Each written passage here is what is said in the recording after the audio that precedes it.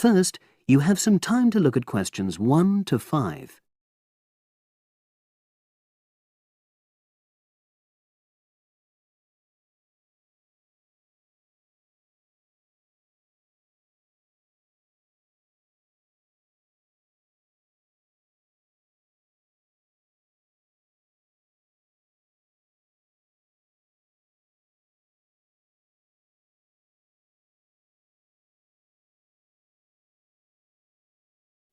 Now we shall begin. You should answer the questions as you listen, because you will not hear the recording a second time. Listen carefully and answer questions 1 to 5. Oh, excuse me. I wonder if you'd have the time to take part in some market research. What's it about? About this club and your experiences and opinions about being a member. It'll take less than 5 minutes. Oh, OK then, as long as it's quick. Can I start by taking your name? It's Selina Thompson. Is that Thompson? Yes. Okay, great. Thanks. And what do you do for a living? Well, I'm an accountant, but I'm between jobs at the moment. I understand. But that's the job I'll put down on the form. And would you mind my asking which age group you fall into? Below 30, 31 to 50, and above? Over 50, I think we can safely say. Great, thanks. And which type of membership do you have? Sorry, I'm not sure what you mean. Do you mean how long? No, is it a single-person membership? Oh, right, no, it's a family membership. Thanks. And how long have you been a member? Ooh, let me see. I was certainly here 5 years ago, and it was probably 2 to 3 years more than that. Shall I put down 8? Oh, I remember now. It's 9, definitely. Sorry. No problem. I've got that. And the last question in this first part is, what brought you to the club? Sorry? How did you find out about the club? Did you see any ads? Well, I did actually, but I have to say I wasn't really attracted to the club because of that.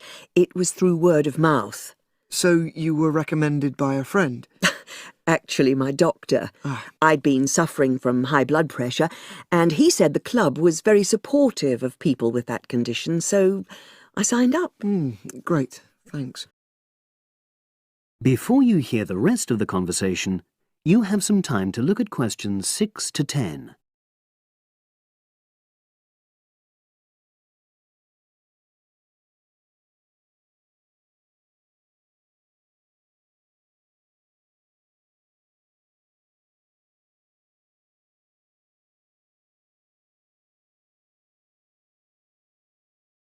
Now listen and answer questions 6 to 10. Now, for the second part of the form, I want to ask a bit more about your experience of the club.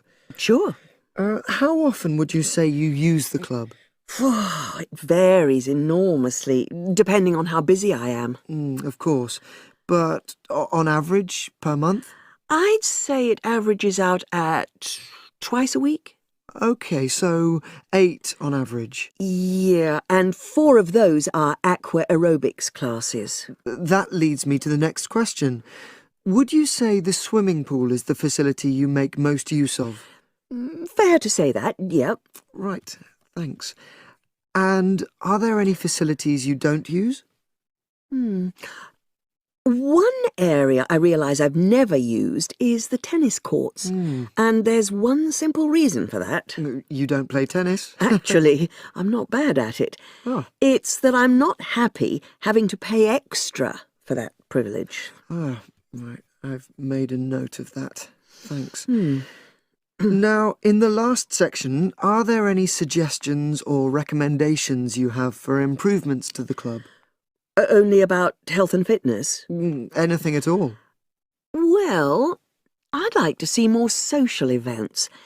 It isn't just a question of getting together for games or classes, but other things, you know. Yes, sure. And another thing that I was thinking when I had my yoga class in the gym last night we were all sweltering in the heat, was that I think they should put in, well, Air conditioning. That's exactly what I mean. The rooms are really light and well designed, but they do need proper installations. Sure. Well, I've made a note of that. Good. So, is there anything else you'd like to suggest?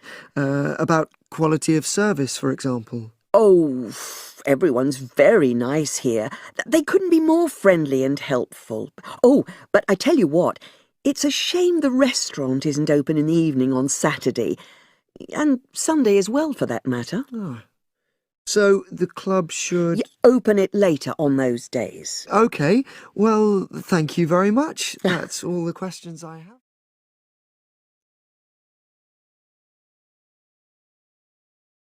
That is the end of part 1. You now have half a minute to check your answers.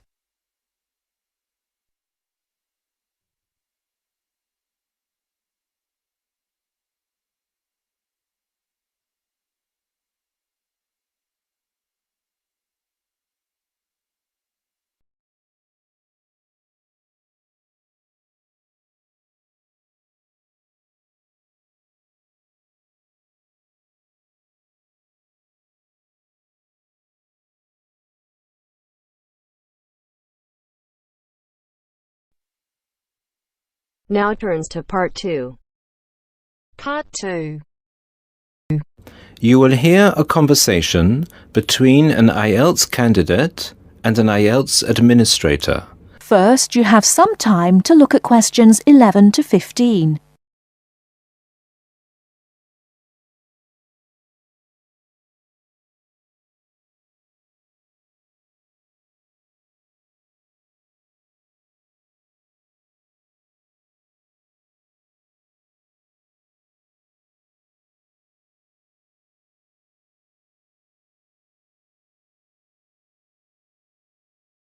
Now, listen carefully and answer questions 11 to 15. Good afternoon. I'm applying for a master's program at the University of Exeter in the UK. I'm planning to register for the Ielts exam at your centre next month. I have some questions I'd like to ask you before I register, if that's okay. Certainly. Would you be taking the academic module? I think so, but I'll have to contact the university just to make sure. You'll probably need the academic because most universities don't accept the general training. And anyway, the procedures to register for the exam are the same for both the general and the academic modules. Good. My first question is whether I sit all parts of the exam on the same day. I don't live here, you see, and for me it would be more convenient to do all the papers on the same day. Unfortunately, the speaking part is scheduled for Thursdays, and reading, writing and listening tests take place on Saturdays. We can't change the days, I'm afraid. That's a pity. Well, never mind. What sort of documents do I need to bring in order to register? You'll have to fill in the Ielts application form and bring an ID, a copy of your ID, and 2 passport-size photos on a white background. Will any ID do? We only accept original passports and national IDs. That's good to know.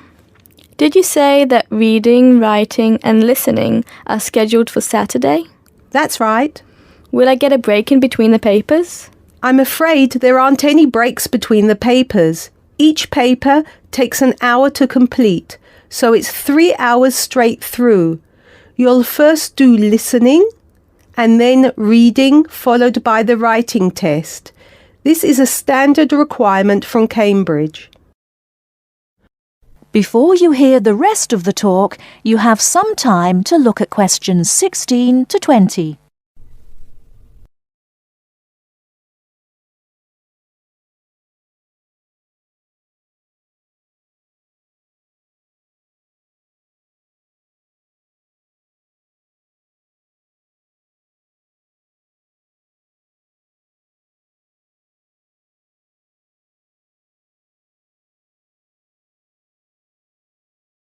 Now listen and answer questions 16 to 20.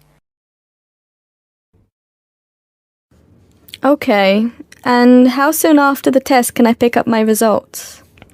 It takes 13 calendar days for the results to be processed. Can you let me know how much it is and the form of payment? The examination fee is $200. You can pay by credit or debit card. We also accept checks.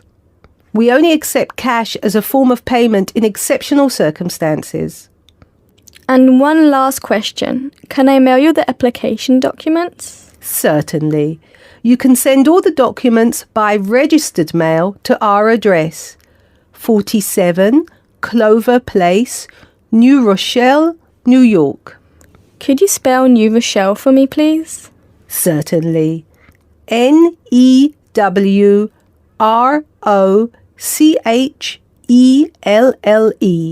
Could I have the zip code as well? Sure. Our zip code is 10806. Thanks. You can also email us at inquiry@examsmail.com or phone us at 325-9082. I think that's all.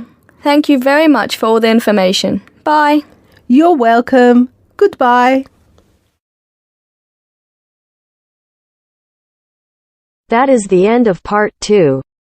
You now have half a minute to check your answers.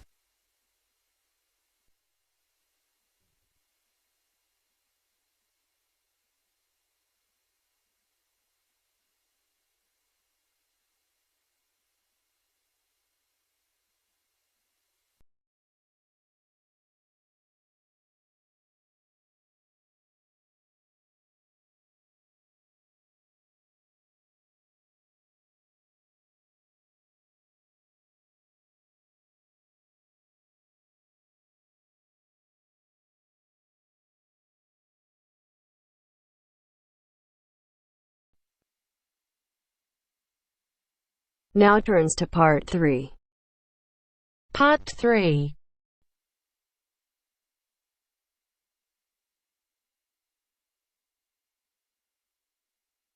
Now turns to part 3. Part 3. You will hear Peter Walsh being interviewed for a job. Listen and choose the correct answer for each question. First, you have some time to look at questions 21 to 25.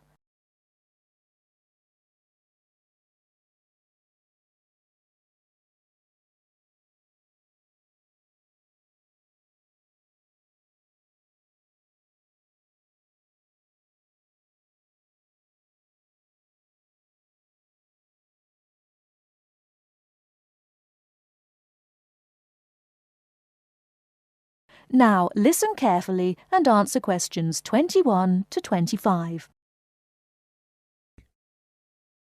Joanne!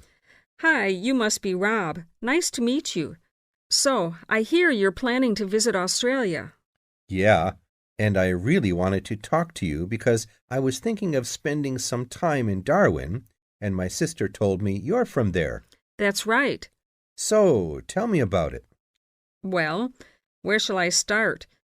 Well, Darwin's in what they call the top end, because it's right up at the northern end of Australia, and it's quite different from the rest of Australia in terms of cultural influences. In fact, it's nearer to Jakarta in Indonesia than it is to Sydney, so you get a very strong Asian influence there. That means we get lots of tourists. People from other parts of Australia are attracted by this sort of international cosmopolitan image. And as well as that, we've got the same laid-back atmosphere you get all over Australia. Probably more so, if anything, because of the climate. But what a lot of the tourists don't realize until they get there is that the city's also got a very young population. The average age is just 29, and this makes the whole place very buzzy. Some people think that there might not be that much going on as far as art, music, dancing, and so on are concerned, because it's so remote. I mean, we don't really get things like theater and opera in the same way as cities down in the south, like Sydney, for example, because of the transport expenses. But in fact, what happens is that we just do it ourselves. Lots of people play music, classical as well as pop, and there are things like artist groups and writers groups and dance classes. Everyone does something. We don't just sit and watch other people. You said it's very international. Yeah, they say there are over 70 different nationalities in Darwin. For instance, there's been a Chinese population there for over 100 years. We've even got a Chinese temple. It was built way back in 1887, but when a very bad storm, a cyclone in fact, hit Darwin in the 1970s, it was almost completely destroyed. The only parts of the temple that survived were part of the altars and the stone lions, but after the storm, they reconstructed it using modern materials. It's still used as a religious center today, but it's open to tourists too, and it's definitely worth going to see it. Oh, and as far as getting around goes, you'll see the places that advertise bicycles for hire, but I wouldn't recommend it. A lot of the year, it's just so hot and humid. Some tourists think it'll be fine because there's not much in the way of hills and the traffic's quite light compared with some places, but believe me, you're better off with public transport. It's fine and not expensive. Or you can hire a car, but it's not really worth it. What's the swimming like? Well, there are some good beaches, but the trouble is that there's this nasty creature called the box jellyfish, and if it stings you, you're in bad trouble. So you have to be very careful most of the year, especially in the winter months. You can wear a lycra suit to cover your arms and legs, but I wouldn't like to risk it even so, personally. And there are the saltwater crocodiles, too. I mean, I don't want to put you off. There are protected swimming areas netted off where you'll be safe from jellyfish and crocs, or there are the public swimming pools. They're fine, of course. Before you hear the rest of the talk, you have some time to look at questions 26 to 30.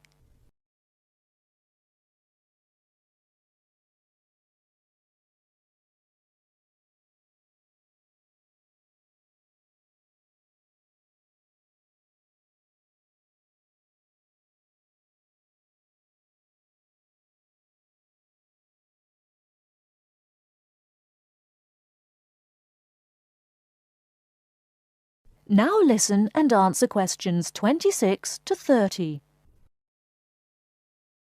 And answer the questions. Please sit down, Mr. Walsh. My name's Jane Swain, and I'm the personnel manager. Hello, how do you do? Now, this is just a short preliminary interview. I'd like to chat about your present job and what you've done up till now. Yes, of course. Well, could you tell me how long you've had your present position in Weston's? It is Weston's, isn't it? Yes, that's right. I am not sure. Let's see. I left university in 2005. Is that right? Yes, 2005. Then I was unemployed for about 3 months. And then I traveled round America for a few months. So, yes, it must be about 3 years now, in fact. Yes. And have you any particular reason for wanting to change jobs? I mean, why do you want to move? Well, I actually like my present job and still find it interesting and stimulating. The salary's okay, so it's nothing to do with money, though you can always do with more. I suppose the thing is that I'm really very ambitious and keen to get promoted, so that's the real reason. You say you like your job. Can you tell me what aspect you like most? Oh, my dear, that's difficult. There are so many things. The other people are great. There's a good cooperative atmosphere.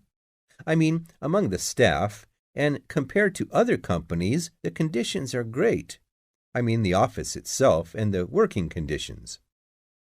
And then there's the fact that they give me lots of room for initiative and let me make decisions. You know, That's what I really like most about the job. Yes, well, we're looking for someone like that. You know, someone who isn't a clock watcher and who isn't too concerned about working fairly long hours.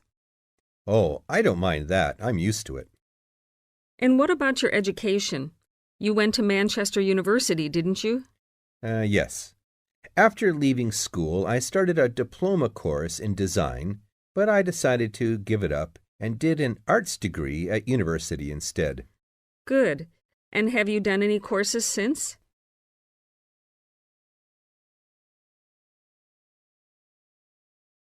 That is the end of part 3. You now have half a minute to check your answers.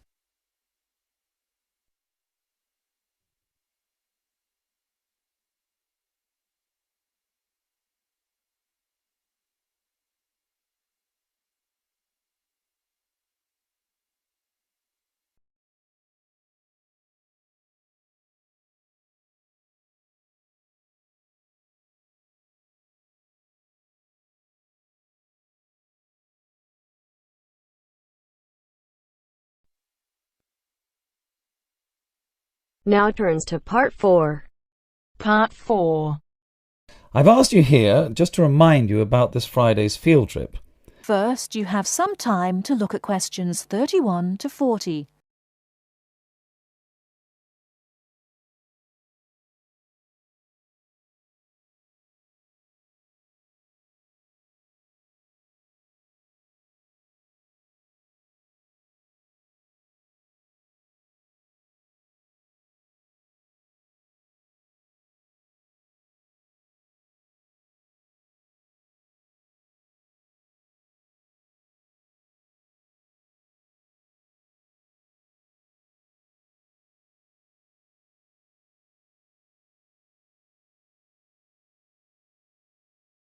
Now listen carefully and answer questions 31 to 40.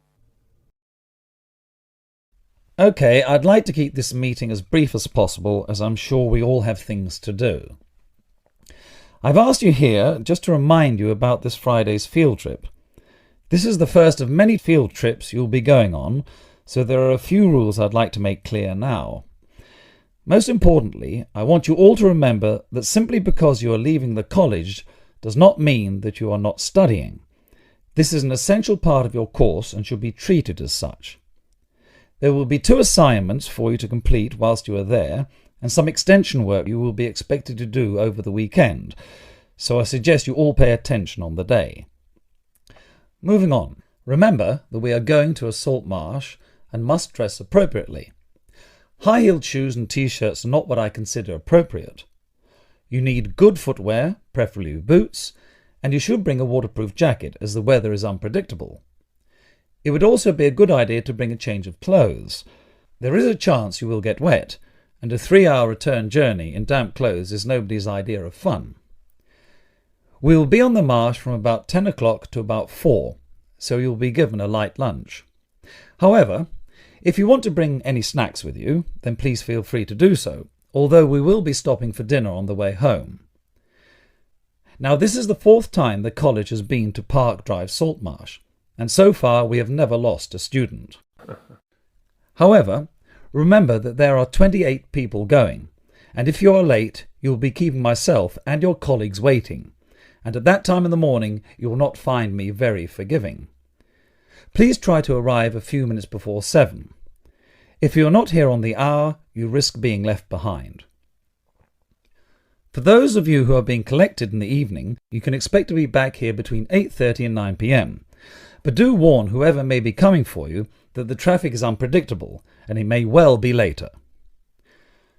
Before you go, I'll hand out your assignment papers and briefly explain what you have to do. Now, on the first page, all you are required to do is identify the flora and fauna on the page and find an example in the salt marsh.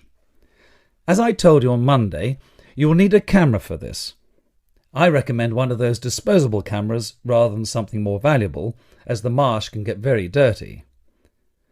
Now, on page 2, you'll be looking more at the bird life on the marsh. You should be able to see what you have to do for this assignment, but there will be plenty of time on the way there to ask any other questions. Well, we'll stop there and I'll see you all on Friday morning. Oh, before you go, just a word of caution. The plants are there to be seen and photographed only.